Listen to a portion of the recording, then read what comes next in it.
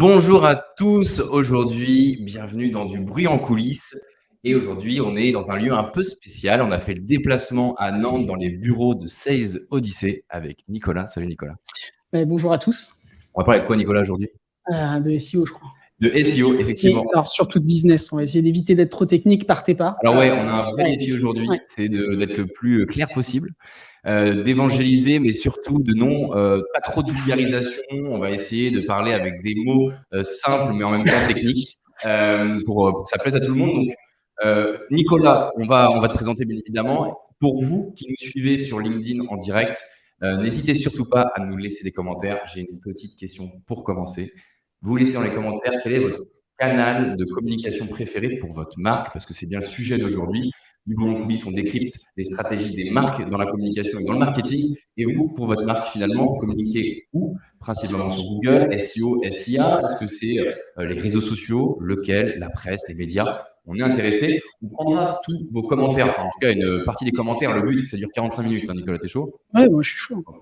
Donc, j'ai déjà les commentaires ici. Bonjour Delphine, bonjour LinkedIn user. Ça, c'est des petites mains de LinkedIn pour savoir qui c'est. Bonjour Vanina, bonjour Gaël, bonjour à toutes et à tous.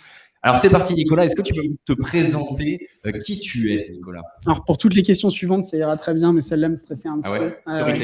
Storytelling, c'est ça. Donc, moi, c'est Nicolas. Je suis le cofondateur de Sales Odyssey. Alors, pour me définir, je dirais que, sans vous faire peur, je suis un obsessionnel du contrôle et notamment des process. J'ai toujours été passionné d'entrepreneuriat en général. Et particulièrement de l'acquisition, parce que je considère qu'avoir des clients, c'est la seule chose vraiment nécessaire à une entreprise. Du coup, quand on a lancé Sales Odyssey il y a 3 ans, l'idée, c'était de réussir à créer une vraie machine d'acquisition.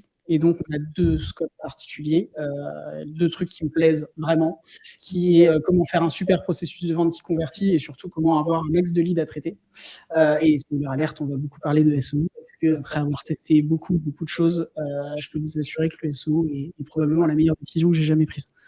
Et oui, et c'est bien l'enjeu, c'est d'expliquer pourquoi et comment avez-vous fait et comment t'es venu l'idée avec l'équipe de finalement, je dirais presque cannibaliser au démarrage la communication sur le SEO. Alors c'est vrai que sur du bruit en coulisses, on a beaucoup parlé de la presse, des réseaux sociaux, et aujourd'hui l'idée c'est de parler justement de référencement Google et de référencement naturel. Pour tout le monde, est-ce que tu peux juste déjà dire c'est quoi le SEO?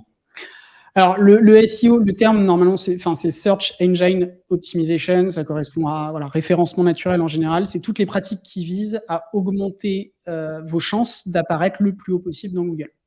Et je dis dans Google, particulièrement vrai en France. En France, Google, c'est 98% de part de marché sur les moteurs de recherche. Aux États-Unis, c'est un petit peu plus contesté. Je pense qu'ils sont autour de 70%. C'est ce que tu me disais tout à l'heure. Ouais. Google n'est pas le seul moteur de recherche, mais c'est le plus avancé. Et en France, c'est clairement celui qui a toutes les parts de marché. Mais voilà, l'idée, c'est simplement être trouvé le plus facilement possible sur les moteurs de recherche. Yes, donc au moins c'est clair pour tout le monde. Très bonne explication, rapide, simple, super. Toi, tu vas me plaire. Moi, avec Nicolas, pour être honnête, on est assez à l'aise parce qu'on se connaît depuis bientôt 3 ans, même plus de 3 ans, je dirais. Je sais plus. Ouais, un petit peu. En fait, on se connaît depuis qu'on a. Enfin, moi, je t'ai rencontré, je lançais Sales Odyssey genre 1 mois avant, 2 mois avant. Ouais, on s'est rencontrés dans ma première boîte. Et puis beaucoup de choses ont avancé depuis. Il s'est passé 2-3 trucs. Des années tranquilles. Hein. C'était le meilleur timing pour lancer une boîte. Ouais, c'était le Covid, c'était pas mal pour lancer des boîtes. Hein. Ouais, c'était une bonne entrée en matière. Alors, moi j'ai quelques chiffres. Alors, pour information, durant live, on va voir une petite cloche. Et en fait, la petite cloche, finalement, c'est si on parle trop. Et là, j'ai entendu la cloche, il me semble. Alors, en fait, j'ai pas le retour. Donc, en fait, d'habitude, j'ai le retour, mais là, j'ai pas le retour. Donc, voilà, j'entendrai pas la cloche, mais je vais voir en fait directement. C'est Enora et Rémi derrière la régie qui lanceront une petite cloche. Et quand je vois un petit message, on dirait qu'il y a un petit problème sur le live. J'espère que ça va le faire. Rémi me fait signe. Donc, je vais faire un écho. Bon, on va continuer en espérant que vous nous entendez bien. N'hésitez pas à nous faire un petit message dans les commentaires si on nous entend mal. C'est les aléas du direct. Les aléas du direct. Donc, c'est pas de ta faute. Ouais, certes. Donc, LinkedIn, pour toi, c'est quoi finalement en quelques mots? Parce que c'est les petites questions joker qui arrivent. Comment tu résumerais LinkedIn? LinkedIn, à part... Alors, je t'avais dit que je le ferais pas comme réponse, mais j'ai quand même le faire. C'est quand même le temple de la semaine de 4 heures, on est d'accord, en ce moment, c'est ce que nous vendent tout le monde. Non, LinkedIn, ça a été intéressant, notamment c'était important pour nous au début de la création de la boîte. C'est quand même je pense, la base de données à ciel ouvert la plus intéressante qui est pour du business. Donc c'est quand même c'est un réseau social qui est intéressant, ne serait-ce que pour suivre les tendances, et je trouve que c'est aussi une forme de réassurance importante. Nous on bosse beaucoup dans le B2B, donc nos clients ils sont sur LinkedIn, et je trouve que c'est probablement la meilleure plateforme pour se montrer un petit peu, même si on va le voir, les réseaux sociaux c'est pas une tasse de thé. Ouais, j'ai l'impression que c'est pas, en tout cas, tu n'as pas donné toute ton énergie que dans les réseaux sociaux c'est clair. pour ta marque. On nous dit qu'on nous entend bien pour information, Okay, donc super. tout va bien. Super, merci beaucoup. Il faut que tu te rapproches un peu du micro, voilà ce que j'ai comme info. Ok, ça marche. Donc c'est parti pour le premier jingle. On a 3 parties et c'est parti pour le jingle one et Nora.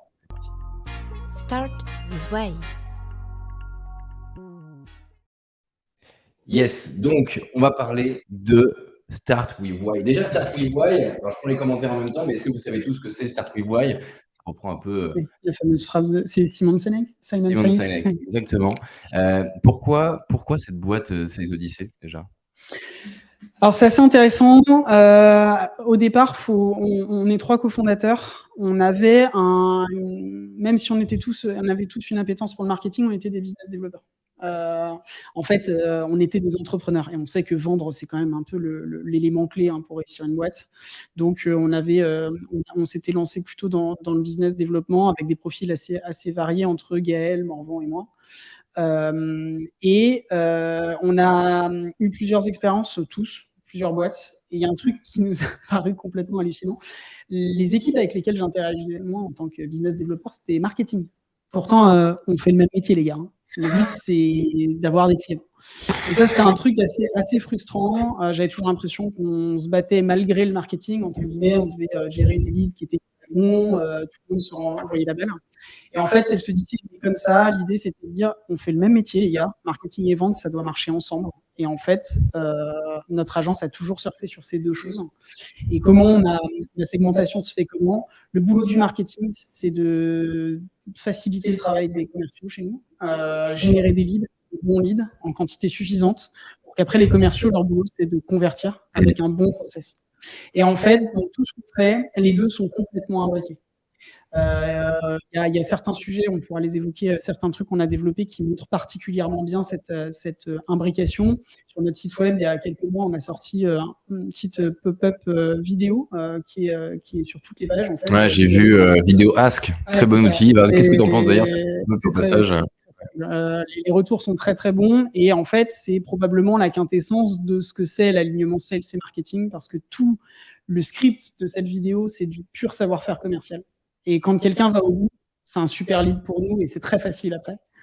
Mais ça a été déployé grâce au marketing. C'est parce qu'on a un marketing fort qu'il est beaucoup soumis à notre audience finalement, et que ça marche. Si on n'avait pas le marketing, ça ne servirait à rien, personne ne le verrait.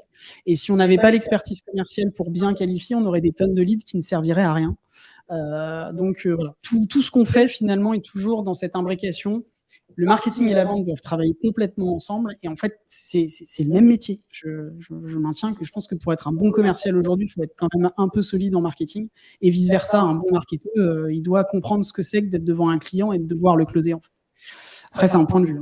Et justement, parce que là, tu attaques direct dans le dur sur le marketing et la partie sales et marketing, qui est très intéressante, mais je me posais la question déjà en stratégie marketing ou comme de ta propre boîte, enfin, parce que vous êtes plusieurs, enfin un petit peu à Gaël aussi, ton associé.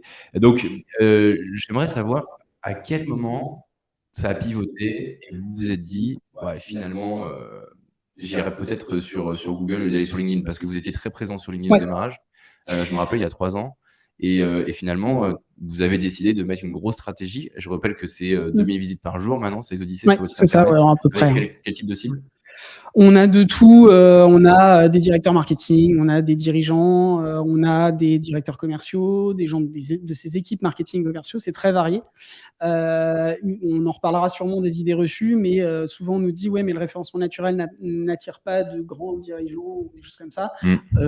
C'est 100% faux. Hein. On a eu des calls assez lunaires avec des boîtes qui font 5, 6, 7 milliards de chiffre d'affaires et c'était le directeur général qu'on avait en face qui est venu via notre blog. Donc voilà.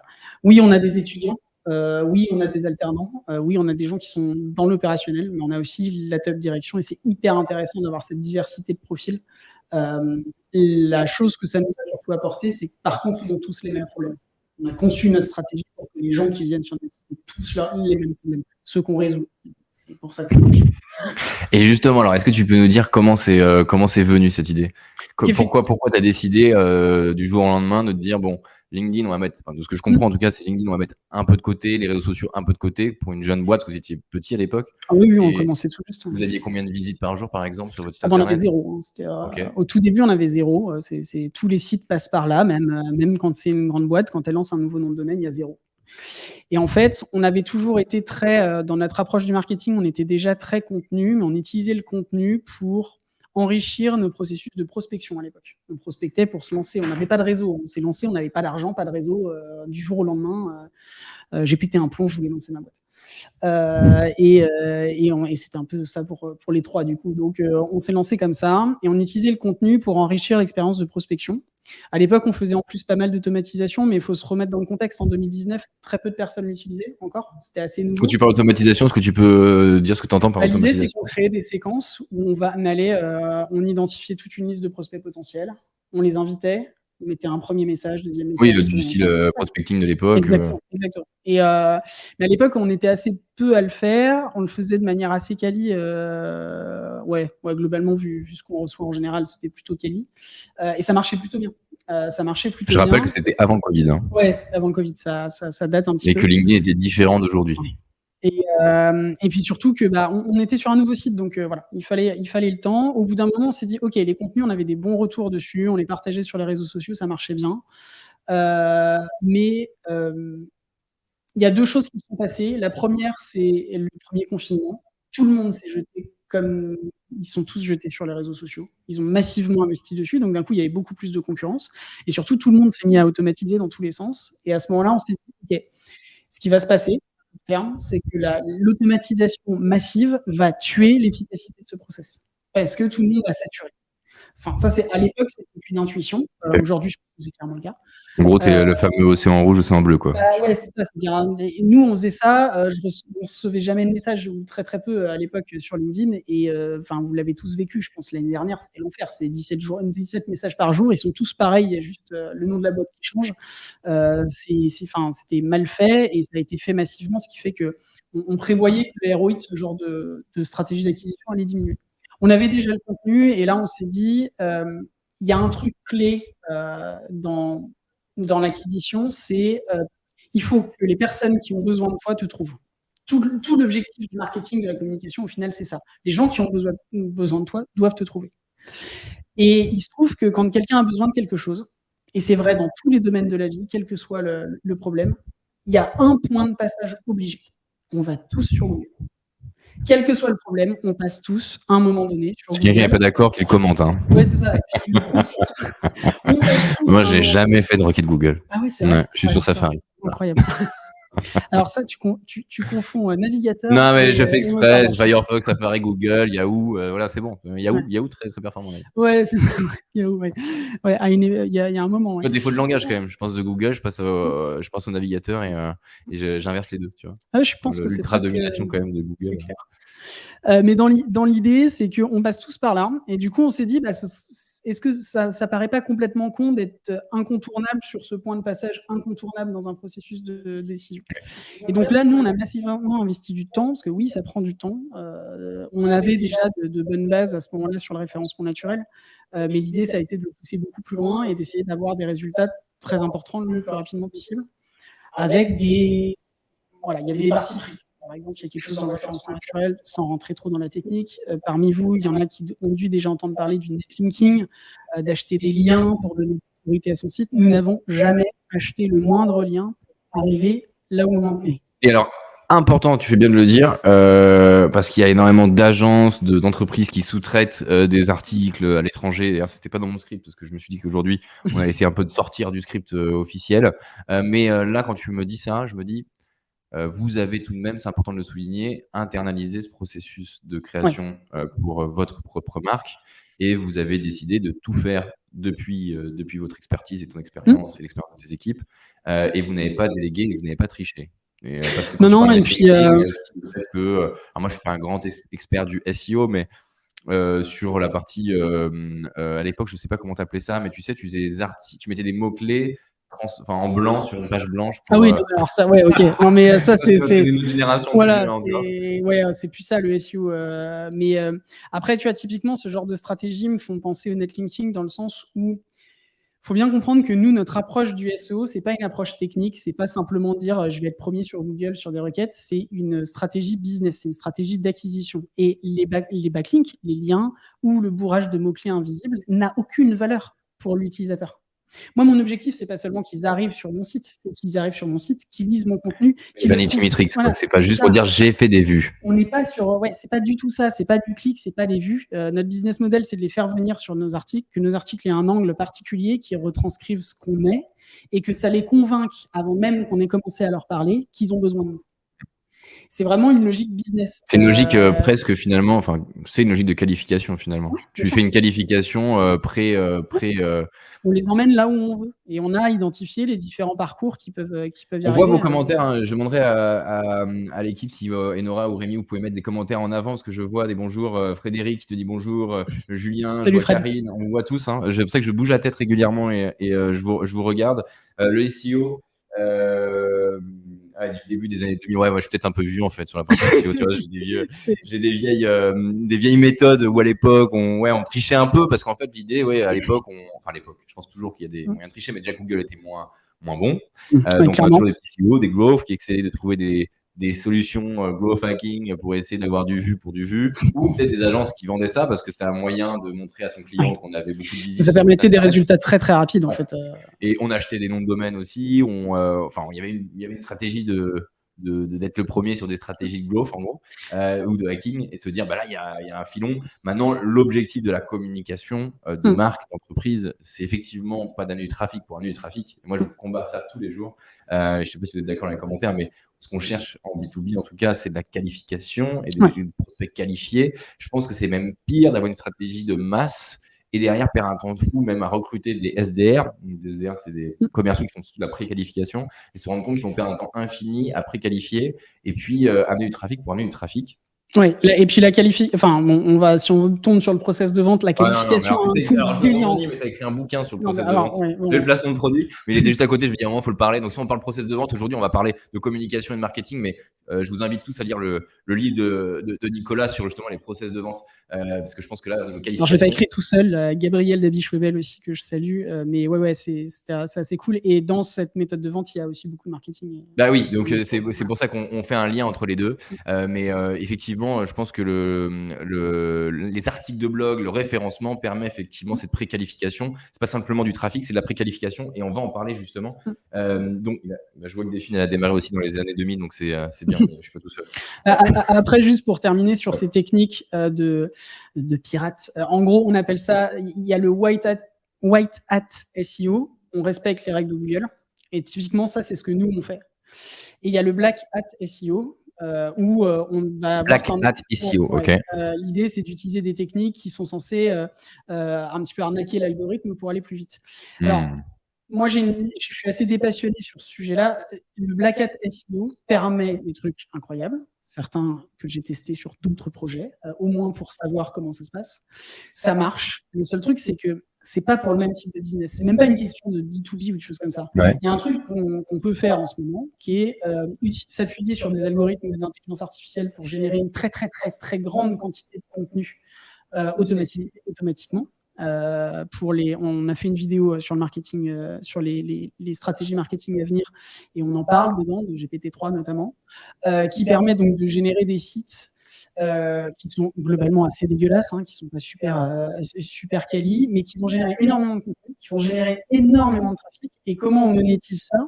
On monétise ça en mettant du display, c'est-à-dire des publicités, la régie Google qui va injecter des publicités qui vous payent à la vue et au clic.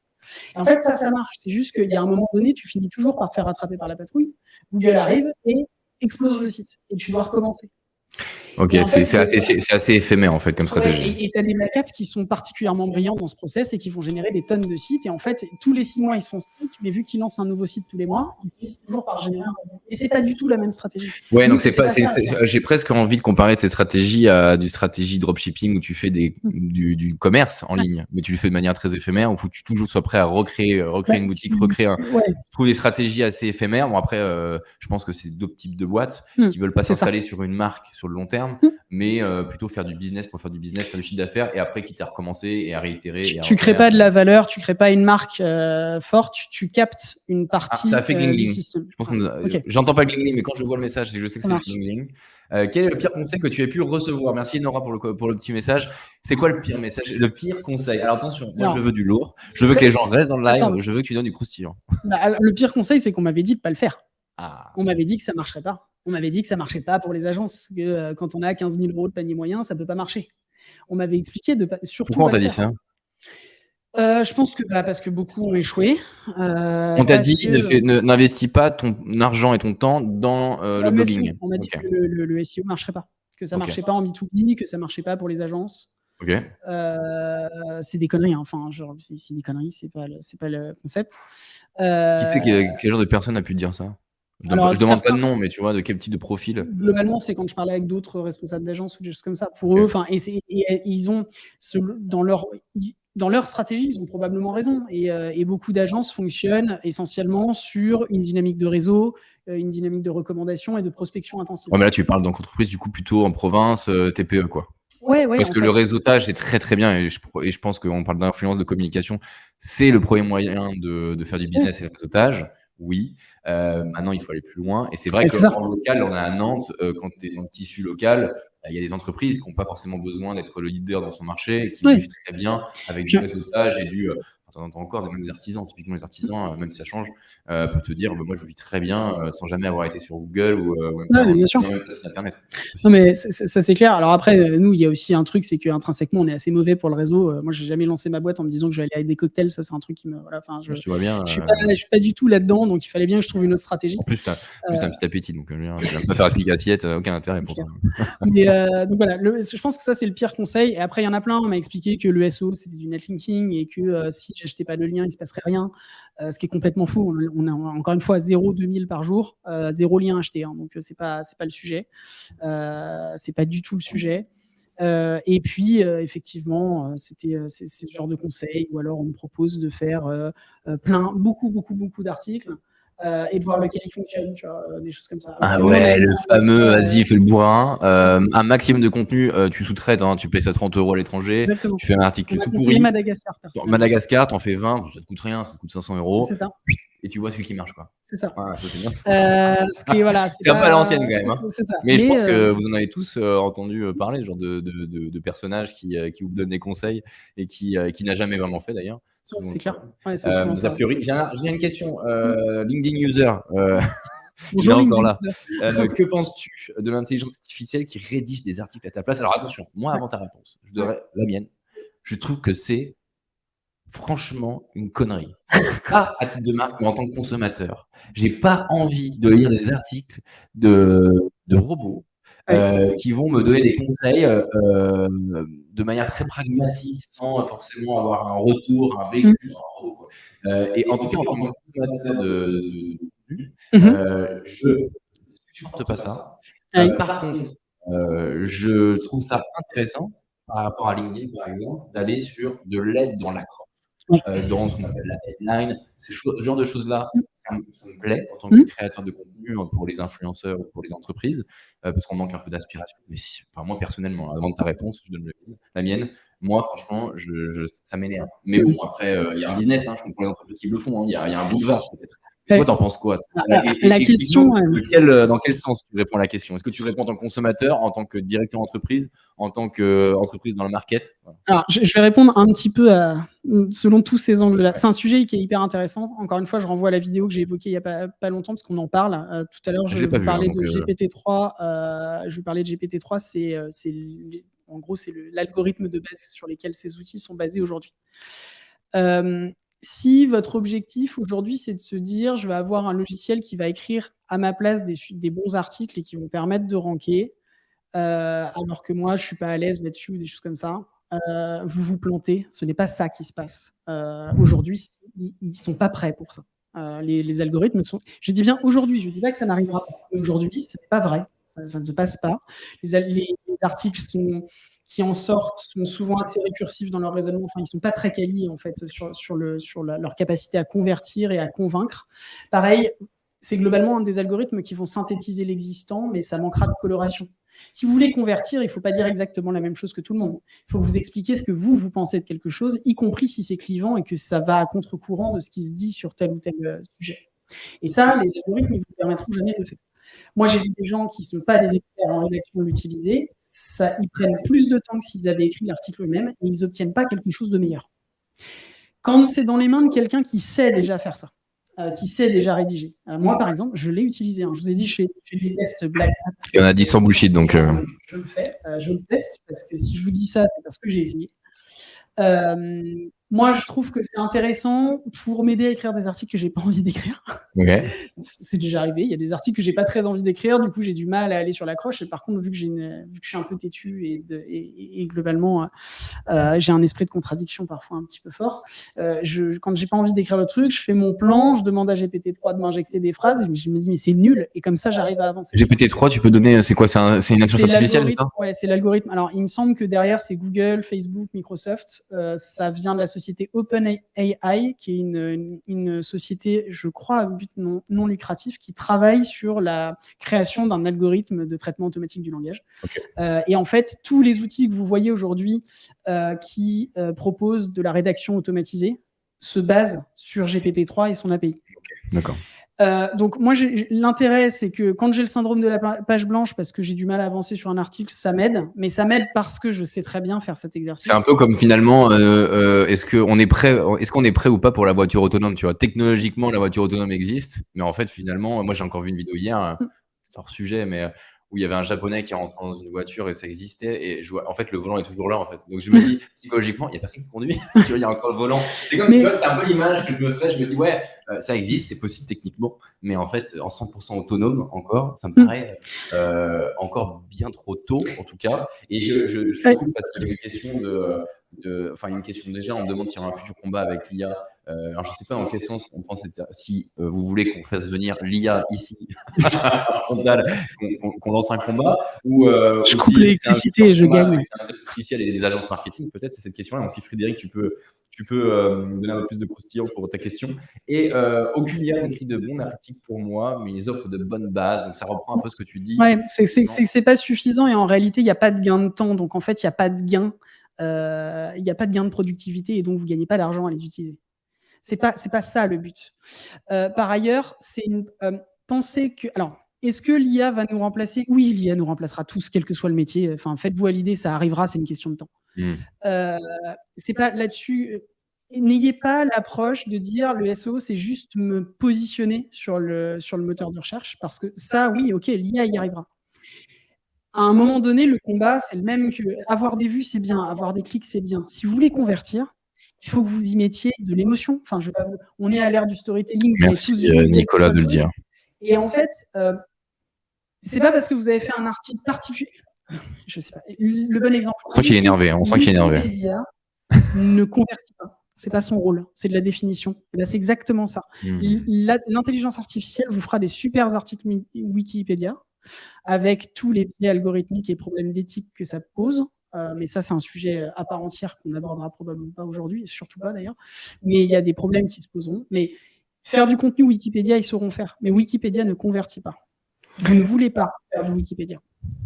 Voilà, non, mais c'est très bien, c'est une bonne image. Je comprends bien l'idée. Et on va lancer justement le jingle 2 parce que là, on va parler de de stratégie. Concrètement, on en a beaucoup déjà parlé. On est un peu en avance sur la thématique. Donc, c'est parti. Je Jingle 2. digresse. C'est parti.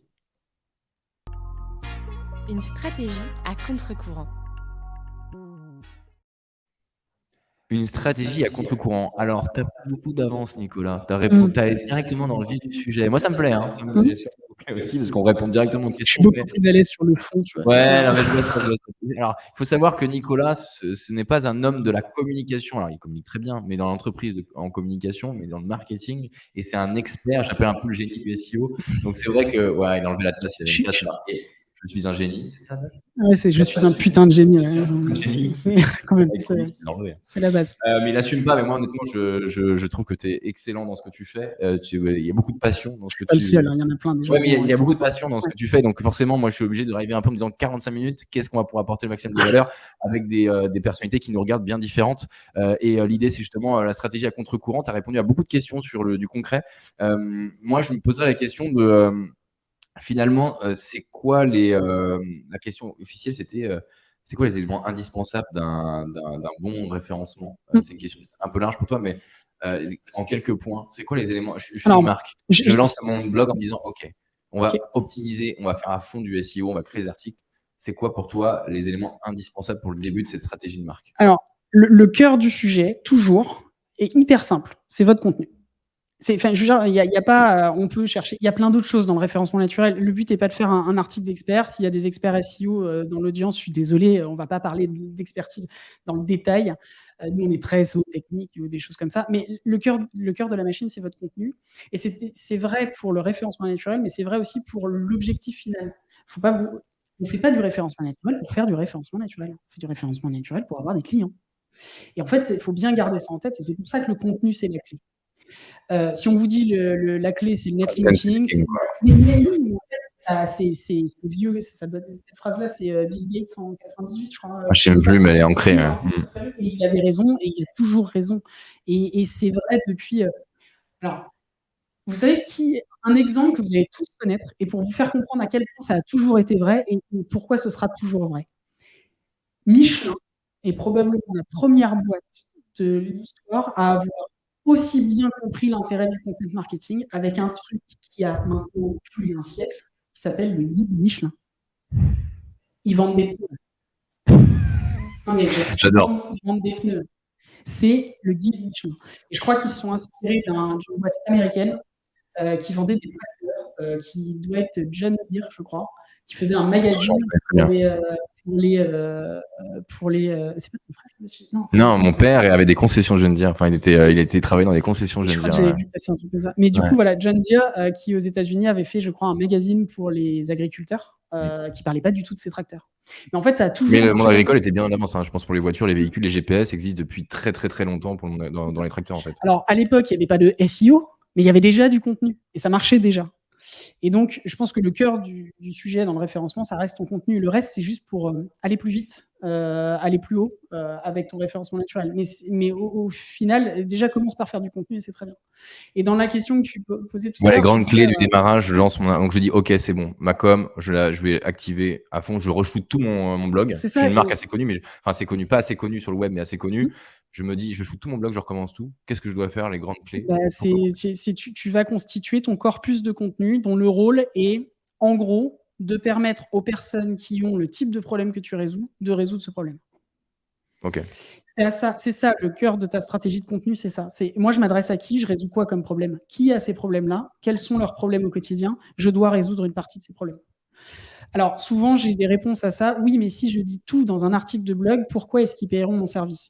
Si la valeur de votre service est si limitée qu'un article de blog, fût-il exceptionnel, le résolve en entier, vous avez un problème. Ce n'est pas le contenu. C'est que vous avez un service pourri. Donc, n'ayez pas peur d'en dire trop. C'est pas comme ça que ça marche. C'est pas comme ça du tout que ça marche. Mais in fine, c'est ça le cœur de la machine. Après, tout le reste, l'optimisation SEO, ça te permettra d'aller plus vite, de faire de meilleurs résultats en référencement. Mais ce qui est génial aussi avec ton contenu, c'est que si tu investis dedans pour le SEO, en réalité, ton contenu, il va te servir à plein d'autres choses. Il va te servir à ton process de vente. parce que tu vas éduquer tes prospects au fur et à mesure on parle d'un sujet, tu leur envoies un article pour les aider à se forger une opinion sur un sujet sur lequel tu les amènes à réfléchir. Donc, ça te sert directement dans ton process de vente. Ça te sert directement dans ton process de prospection. Ça te sert directement dans ta com sur les réseaux sociaux parce qu'en fait, tu partages tes contenus. Donc, au final, le contenu, c'est le truc qui a de la valeur tout de suite par lui-même et qui, en plus, est fondamental pour ta stratégie. Donc, je réfléchis. Donc, si je reprends, je prends finalement mon persona.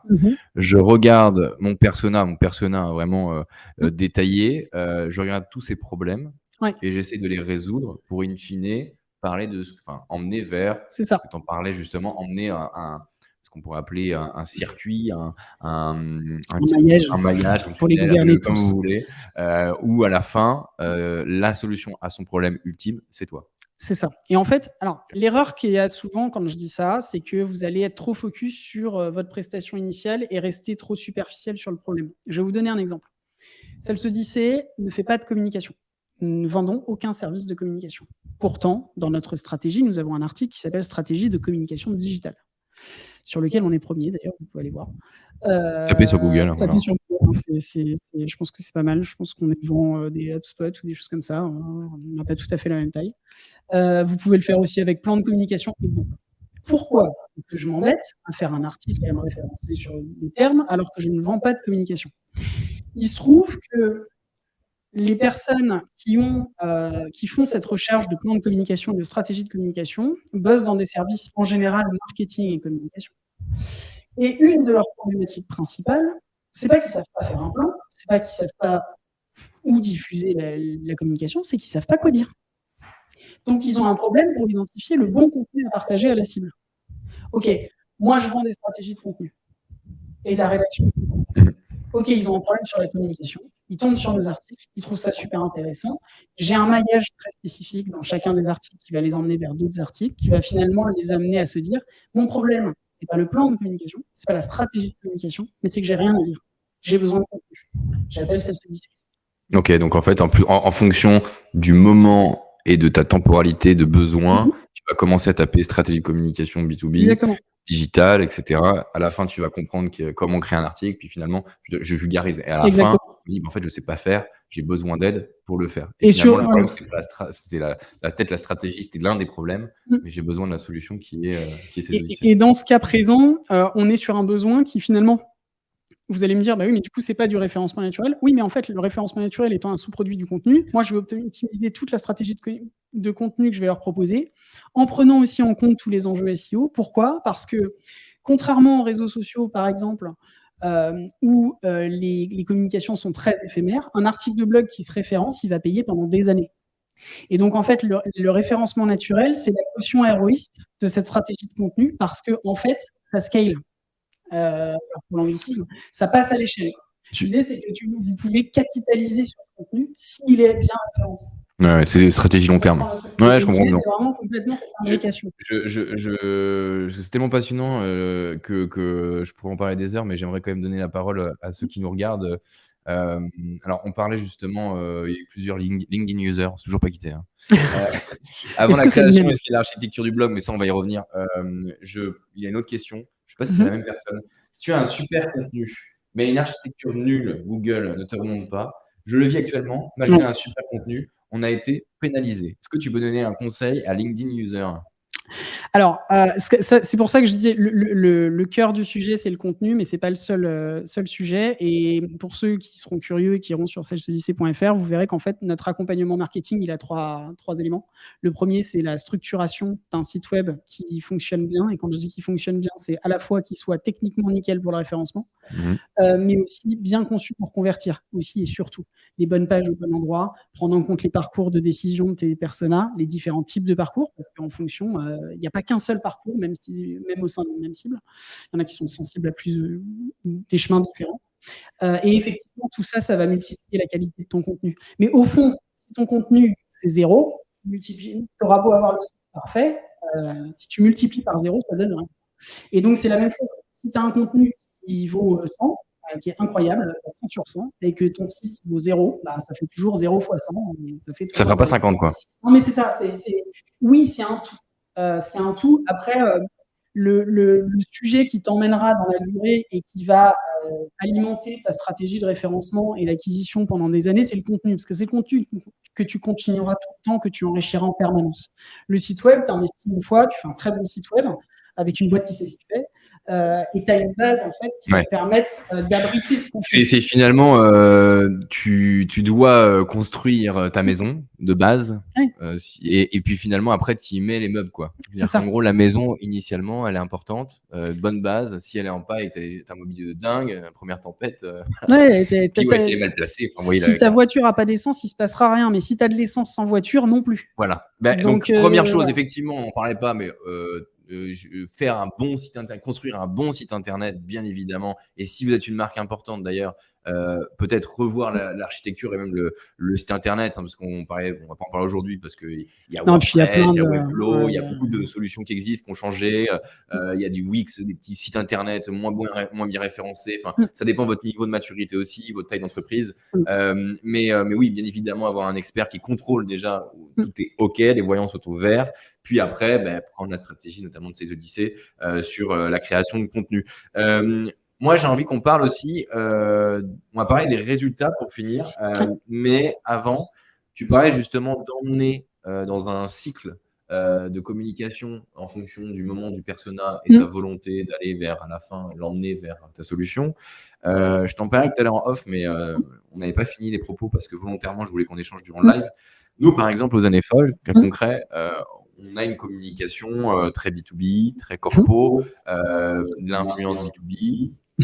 Et c'est vrai que dans nos communications, on évite d'aller trop dans comment devenir influenceur.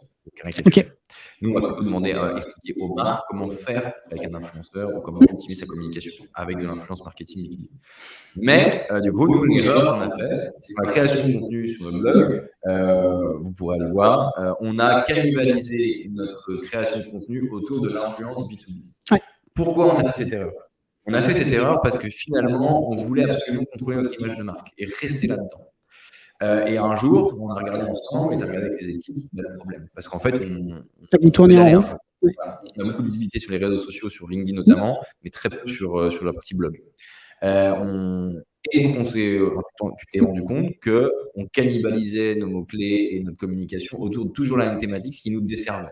Et donc, du coup, tu nous as proposé de viser beaucoup plus large, chose que tu évoquais juste avant. Oui, on en a parlé avant, mais est-ce que pour une marque, c'est pas un peu dangereux d'aller sur trop de communication trop large pour son image de marque? Je m'explique, du coup, pour finir mes propos, influence, je pourrais parler aux influenceurs et dire comment gagner de l'argent en devenant influenceur. Alors que pour moi, je ne veux pas que mon image de marque soit impactée sur ce côté influenceur et monétisation de son contenu. Je veux toucher les entreprises. Alors, la question, elle était. En plus, il y a des tonnes de. T'as 2 minutes pour répondre. Ok. Alors, premier sujet. Oui. Alors, dans le cas, en termes d'efficacité, c'est un vrai problème parce que si vous faites plein d'articles sur le sujet clé, votre sujet principal, c'est comme si nous on faisait, je sais pas, 17 articles sur la stratégie de contenu et qu'on tournait en rond là-dessus. Il arrive que Google, alors la cannibalisation arrive ou pas, ça dépend. Un bon indicateur, c'est si tous les jours, c'est pas la même page qui est référencée sur ce mot-clé-là de votre site et que vous êtes en 2e ou 3e page et que ça change tous les jours, vous êtes dans un cas de cannibalisation. Google ne sait pas exactement quelle page pousser, donc il en pousse une et il y a peu de chances que vous arriviez en haut. Donc ça, c'est un problème de technique SEO. Le sujet que tu évoques, qui est de dire, moi je me mets sur... Tu parlais de l'exemple devenir influenceur. Moi, je trouve que ça a du sens dans ton business parce que tu as besoin de 2 choses dans ton business, des gens qui ont besoin d'influenceurs et puis des influenceurs. Si les influenceurs te connaissent, ils ont pu naturellement faire appel à tes services. Dans ton cas, vous n'êtes pas nombreux sur le marché, vous êtes les meilleurs, ce qui fait que c'est plus facile. Mais le fait est que ça peut être intéressant, notamment dans un contexte concurrentiel, que les influenceurs récupèrent l'influence. Donc moi, je pense que ça a du sens pour ton business model. Après, ton inquiétude sur l'image de marque, elle dépend de 2 choses. La première chose, c'est que tu peux tout à fait traiter ce sujet de comment devenir influenceur de manière haut de gamme, B2B, lycée, quelque chose d'assez classe, tu vois. Mais pourtant, les requêtes vont être axées quand même sur l'influence B2C, tu vois. Alors oui, ok. C'est-à-dire que les gens qui tapent, c'est comment devenir influenceur, et vu que c'est un marché nouveau, ils vont pas forcément penser, mais là, moi j'ai un peu ma réponse en y réfléchissant là, mais ils vont un peu penser à influence Instagram. Donc mon article va être quand même lié à l'influence Instagram, alors que moi je défends l'inverse, tu vois. Ouais, mais après tu vas justement dans ton traitement de l'article, tu vas leur faire découvrir qu'ils sont arrivés ici en pensant à quelque chose, mais c'est pas l'intégralité de la réponse. Okay. Tu vas pouvoir parler de ça, parce que c'est ce qu'ils cherchaient les infos là-dessus. Tu vas leur expliquer qu'il y a un monde aussi professionnel, un peu plus quali, un peu plus, je sais pas, haut de gamme, et qui peut avoir des débouchés intéressants. Et en fait, tu vas segmenter ton audience. Oui, toutes les personnes qui tapent devenir influenceur ne veulent pas devenir influenceur B2B. Mais ceux qui veulent le devenir, ou en tout cas qui pensent qu'ils ont quelque chose à apporter là-dessus, il faut qu'ils te connaissent. Donc, dans le traitement de ton article, tu vas gérer ça. C'est quand je vous parlais d'angle qui un petit peu unique dans votre contenu, c'est ça, c'est mettre votre coloration et notre identité. Et d'où l'intelligence artificielle, ça rebondit bien à ce que tu disais tout à l'heure, où l'identité, vous ne l'aurez pas. L'intelligence artificielle, tu la fais tourner sur l'influence, elle va te faire des trucs sur Instagram, et point, parce que c'est ça le contenu. Parce que c'est ce qui marche aujourd'hui sur Google, donc il va s'arrêter à ça. Et Google, on voit qu'il commence à bien travailler là-dessus. Pendant très longtemps, il avait tendance à mettre toujours les mêmes types de réponses. Et là, il cherche à apporter aussi une diversité dans les réponses, parce qu'il a compris que derrière une requête, il n'y a pas une seule intention de recherche, mais il y a un éventail d'intentions de recherche. Et il faut qu'en première page, on puisse répondre à toutes les intentions de recherche. Ouais. C'est ça son objectif. Donc ça, c'est l'autre élément de la réponse. Après, il y a un autre élément sur lequel je voudrais revenir, c'est le côté arrêtez de penser que les gens vont arriver sur vos articles par votre page de blog, archive de blog. C'est pas comme ça que ça marche. Ils arriveront par Google. Donc, ils arriveront directement par le bon mot-clé. Ce qui est important, c'est le maillage qu'il y a dans votre article. Dans votre article, vous parlez de quels autres articles? Parce que je vais vous donner un exemple, on a regardé tous les deux tout à l'heure. Donc, lundi, on a fait 2050 ou 2100 visiteurs dans la journée. On a regardé. Sur ces 2100 visiteurs, seulement 10 sont passés sur notre archive de blog. L'archive a une page où est référencé tous mes articles. Donc en fait, dans leur parcours, ça n'existe pas.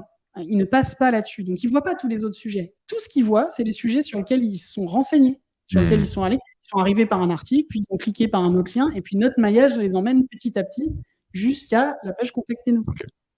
Et ils ne passent pas par cette page-là. Donc il ne faut pas croire que vos clients ils vont tout de suite voir tous vos contenus. C'est pas, enfin voilà.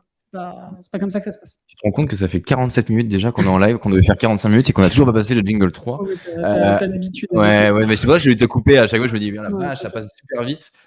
Oui, parce que Google, c'est un peu long comme sujet, tu vois. Ouais, il y a un peu. Il y a un peu de contenu à créer là-dessus. Ouais, il y a un peu. Bonjour, on va mettre le troisième et dernier jingle de ce live où on va parler justement des résultats. Jackpot. Jackpot, on a appelé ça jackpot. Est-ce que tu pourrais dire déjà que votre stratégie de blog et de SEO a été un jackpot pour votre marque? Ouais, je pense qu'en toute honnêteté, je pense qu'on serait plus là. Si on n'avait pas pris cette décision en 2020, on serait plus là. Donc tu penses que si tu avais continué sur les réseaux sociaux et pas avoir en parallèle activé la partie blog et la partie SEO? Complètement. Aujourd'hui, le SEO, c'est 70% de notre acquisition. Les 30 autres %, c'est des recommandations clients. Ok. Mais du coup, notre croissance est complètement portée par là. Est-ce que c'est pas dangereux? Alors, je vois ce que tu veux dire. En réalité, on fait en sorte petit à petit d'avoir d'autres canaux. Tu vois, on a YouTube en ce moment qui tourne et qui nous a rapporté quelques leads aussi.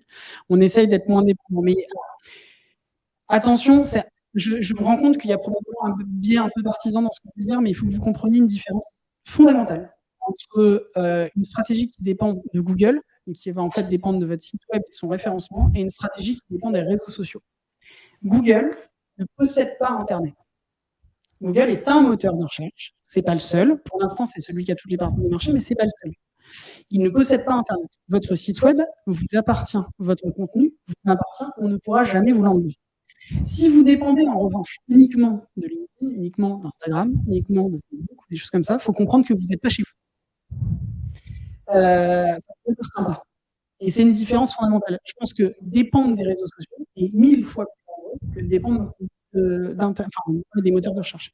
Et c'est pour ça que je vous expliquais tout à l'heure que nous, on a une approche extrêmement white hat, donc qui respecte scrupuleusement les guidelines de Google pour éviter ce qui se passe souvent pour les black hats, c'est-à-dire qu'ils abusent, ils essayent de tricher sur le système. jusqu'à se faire rattraper par Google. Et là, le site est striké et il est mort. Alors, c'est possible de revenir d'une sanction Google, bien sûr, mais ça prend du temps et on n'a pas envie de faire ça. Donc, voilà. Et ce que je voulais te rajouter, c'est justement, quand tu parles de la stratégie, est-ce que c'est pas dangereux, ma question. Effectivement, on en parlait tout à l'heure. Pour moi, la partie réseaux sociaux et blogging, aujourd'hui, l'un ne va pas sans l'autre. Effectivement, quand on est une petite entreprise, on réfléchit à là où on met ses œufs, en gros. Oui, bien sûr. Et donc, on optimise ses forces. Si la force, c'est par exemple le storytelling du dirigeant et que ça va plus vite, effectivement, à faire du personal branding. Et puis, si on cible stratégie long terme et on a des équipes capables d'écrire des articles de blog, on y va, on fait du SEO ou même du SIA, d'ailleurs, on n'en a pas parlé. Maintenant, effectivement, l'idéal pour moi, c'est de parler long terme sur Google et parler du moment présent sur les réseaux sociaux. Et faire un parallèle, en fait, parce qu'on parle aussi des intentions d'achat et du moment aussi clé où vous allez arriver. On parle aussi d'aller sur Google, mais aussi d'aller sur les réseaux sociaux, parce qu'effectivement, on ne fait pas des requêtes sur les réseaux sociaux, mais si on suit quelqu'un qui nous recommande, avec le pouvoir que ça, et puis faire un pont entre les deux. Là, c'est vrai que vous avez choisi, parce que vous étiez une petite entreprise à l'époque, et que vous vous êtes dit, bon, ok, où est-ce qu'on a un boulevard, et vous avez identifié qu'il y avait un boulevard. Maintenant, effectivement, je pense que est-ce que c'est dangereux pour une petite entreprise d'aller que sur LinkedIn? Oui. Est-ce que c'est essentiel quand on est une moyenne et une grande entreprise d'aller sur LinkedIn? Oui. Alors, et je dis ça, nous on y est aussi, tu vois. Genre, on est aussi sur LinkedIn. Sur les réseaux. Enfin, tu vois, LinkedIn, Pinterest aussi. Alors Pinterest, on a fait pas mal de tests là-dessus, c'était assez rigolo. Maintenant un peu moins, mais c'est surtout la YouTube, LinkedIn, un peu Twitter. Ça nous sert de réassurance et c'est assez complémentaire. Mais le cœur de la machine, c'est le SEO. Et je dirais plutôt le cœur de la machine, c'est le contenu. Parce que même des gens qui viennent de YouTube, on a eu le cas récemment, donc on a signé un gros contrat suite à ils ont visionné une de nos vidéos YouTube, qu'ils ont trouvé sympa, ils en ont regardé une autre, puis alors ils sont allés sur le site, puis là ils ont lu plein d'articles, et en fait ils arrivent, ils sont déjà convaincus. En fait, au fond, c'est ça le truc. Si je dis que c'est jackpot, c'est pourquoi non seulement financièrement, alors on avait fait le calcul tous les deux, on a regardé si je vendais l'équivalent de ce qu'on... Vas-y, sur les chiffres. On avait regardé qu'en gros, si on investissait, si on s'était embauché nous-mêmes pour faire ce qu'on a fait et tout ça, combien ça aurait coûté. Donc, on avait estimé entre 60 et 70 000 euros sur 3 ans, l'investissement. C'est beaucoup d'argent. Combien ça nous a rapporté en cumulé sur la même période, sachant qu'il y a un décalage, je tiens à le préciser. On est sur entre 600 et 700 000 euros de cumulé. Donc, ça fait un ROI de x10. Moi, je considère que c'est OK. Sachant qu'aujourd'hui, on est sur des investissements qui sont beaucoup plus faibles. Et ça, c'est une caractéristique très particulière du référencement naturel, c'est que c'est une des rares stratégies à rendement croissant. C'est-à-dire que plus on avance, moins on investit, mais plus le rendement est important. Alors que par nature, les réseaux sociaux vous obligent à changer de réseau social régulièrement parce qu'en fait, un réseau social dans son cycle de vie est à rendement décroissant. On a d'abord de très grands reach organiques pour attirer les utilisateurs et puis petit à petit, chaque année, le TikTok va faire pareil et la Facebook va faire que le reach organique est de plus en plus faible pour vous pousser à acheter de plus en plus de publicité sur les réseaux sociaux. Et donc, vous allez devoir faire toujours plus de travail et d'investissement. On a fait un point aussi sur la partie, ça serait un peu long, mais sur la partie SIA quand même. Oui, tu vois, la partie SIA, Google motive quand même ses utilisateurs. Ouais, mais motive ses utilisateurs. Pas la même stratégie, la même raison, mais les premiers articles qui sortent, c'est les annonces SIA, quoi. Et en fait, sur le SIA, c'est un petit peu différent. Alors, c'est un système d'enchères. Donc, pendant un moment, la raison pour laquelle le rendement est décroissant, c'est que plus il y a de gens qui enchérissent sur une requête, plus c'est cher, c'est logique. Mais c'est qu'en fait, je pense qu'on est arrivé à un moment où peut-être il y a eu une augmentation plus rapide du nombre d'annonceurs, donc de personnes prêtes à payer pour les requêtes, que du nombre de requêtes. Pendant très longtemps, c'était pas cher parce qu'en fait, il y avait toujours plus de requêtes sur les trucs. Donc, en final, même s'il y avait plus d'annonceurs, on se partage un gâteau qui était toujours plus grand. Et là, on est de plus en plus à se partager un gâteau qui, lui, il n'augmente pas aussi vite. Donc, je pense que c'est en partie ce qui explique l'augmentation des coûts d'acquisition sur l'Ads et l'augmentation de la concurrence sur l'Ads. Mais encore une fois, c'est un peu différent parce que l'Ads, Google Ads ou des choses comme ça, Google ne peut pas se permettre de faire n'importe quoi non plus. Demain, si Google il met que des annonces payantes et s'il est plus fiable comme moteur de réponse, à savoir nous donner les réponses qu'on cherche de manière qualitative et pas juste des trucs qui vont nous pousser à convertir, et on n'ira plus sur Google, on ira sur d'autres moteurs de recherche. Et du coup, Google est obligé de faire attention à ce qu'il fait. Pas trop d'ads pour pas tuer la valeur de son propre moteur. Parce que, encore une fois, Google ne possède pas Internet. Le jour où Google fait n'importe quoi, il perdra les utilisateurs au profit de d'autres moteurs On de a recherche. encore un peu de temps, je pense, non? Ouais, on a du temps, ne serait-ce que parce qu'ils sont conscients de ça. On voit bien que Oui, il y a des mises à jour très régulièrement, il y a des nouveautés très régulièrement, ils investissent dans beaucoup de choses, hein. YouTube, c'est Google. Faire n'importe quoi avec. T'imagines que ça fait 54 minutes que tu as bouffé complètement le temps, hein, et ça me surprend vachement. Ouais, c'est de ta faute. Arrête de me poser des questions. Si vous avez encore, on laisse encore 1 ou 2 minutes, si vous avez des dernières questions, on parle du lièvre et de la tortue. 3 personnes d'ailleurs. Ouais, bah, je pense qu'ils sont tous partis manger. Hein. Bon appétit. Je vais te poser une petite dernière question, juste avant de finir. Je regarde je regarde un petit peu vos questions et on va parler aussi du live de la semaine prochaine, puisqu'on aura un live dès la semaine prochaine, une intervenante. Tiens, j'ai plusieurs questions bonus, mais est-ce que tu as, je pose souvent cette question, même tout le temps. Elle me fait peur ces questions parce qu'il m'en a pas parlé. Tu l'as pas vu, on peut cacher. Est-ce que tu as quelqu'un que tu suis sur les réseaux sociaux d'inavouable et que tu veux nous avouer aujourd'hui? Personne que tu te caches pour l'écouter et qu'aujourd'hui tu vas afficher. Alors non, parce qu'en fait, non, bon, allez, quelqu'un ou voilà. Bon, à tous, c'est quelque chose d'inavouable. Alors, Clifford Mahu. Non, d'inavouable. Alors, je suis peu sur les réseaux sociaux. Si, j'ai un truc. Alors, ça n'a rien à voir avec le business et tout. J'ai suivi un YouTuber il y a quelques temps, un YouTuber foot, alors que je déteste le foot. Ah ouais, intéressant. Pourquoi il s'appelle Willow. Je trouve que c'est incroyable. Je suis pas le foot. Je suis pas quelqu'un qui regarde le foot. Je trouve que c'est incroyable ce qu'il fait sur YouTube. Et pourquoi qu'est-ce qui a fait que toi qui n'aimes pas le foot, regardais un influenceur foot? Parce que je suis un peu vous savez, tous ces Français qui sont contents quand l'équipe de France gagne et qui, dès qu'ils font une connerie, sont contents aussi qu'on les saccage. En gros, t'étais content hier soir, quoi. Ouais. Alors non, pas hier soir. En l'occurrence, ce qui m'avait fait découvrir ce youtubeur, c'est quand on a réussi à perdre contre la Suisse à l'Euro 2021. C'était un peu ridicule. Et du coup, j'avais vu ces analyses et je trouvais ça intéressant parce qu'en général, les passionnés de foot sont assez passionnés et je trouve que, à mon avis, c'est une bonne inspiration pour tous ceux qui essayent de faire des chaînes YouTube business parce que il a un potentiel analytiquement, je trouve que. Ouais, il analyse sans avoir l'émotion du supporter qui est pas du tout impartial dans ses propos. Je vais en entendre parler ce soir. C'est quoi le nom de cette personne, de ce youtubeur? Willow. Je crois que c'est VYL2O, un truc dans le genre. C'est bien sûr. Donc, tu sais, j'écoute un youtubeur foot alors que je suis le pire sportif de la Terre et que je suis pas. Non, mais tu vois, c'est intéressant de voir qu'on suit des créateurs de contenu alors qu'on n'est pas forcément des férus d'une thématique ou d'un sport, et pourtant on les regarde pour d'autres raisons. Donc c'est hyper intéressant. Et je trouve qu'il se sort vraiment très très bien. Il arrive à m'intéresser au truc, quoi. Eh bien, merci beaucoup, Nicolas. J'espère que ça vous a plu et que vous avez pu avoir le maximum d'informations en si peu de temps, parce que c'est un sujet très vaste. N'hésitez pas. On a finalement été un peu technique et on a beaucoup parlé. Enfin, j'ai beaucoup parlé. On va te voir sur LinkedIn, parce que tu nous as dit qu'en fait, tu es tous les jours sur les réseaux sociaux. Parce que la personne qui n'a rien écouté, tu vois, aujourd'hui. Ouais, c'est ça. Non. Et tu communiques quand même un peu sur LinkedIn, donc on invite à te regarder sur LinkedIn et des équipes. Tiens, Antoine qui a mis le lien de Willow jusqu'au bout, tu vois, on l'a mis. Merci Antoine. Bon, alors je vous remercie en tout cas. Je vous dis rendez-vous la semaine prochaine, jeudi. On va parler d'un sujet différent, puisqu'on va parler avec Aurélie qui est de chez Stizio, qui est la directrice influence et communication relations publiques du groupe. Et on va parler d'impliquer les parties prenantes dans votre influence, dans le B2B, dans votre stratégie d'influence, comment impliquer les parties prenantes. Et quand je dis parties prenantes, on va parler d'influence, de personal branding, d'advocacy des équipes, jusqu'aux partenaires et aux influenceurs. Donc voilà, une experte de l'influence corporate et de B2B. Il relève un peu le niveau la semaine prochaine.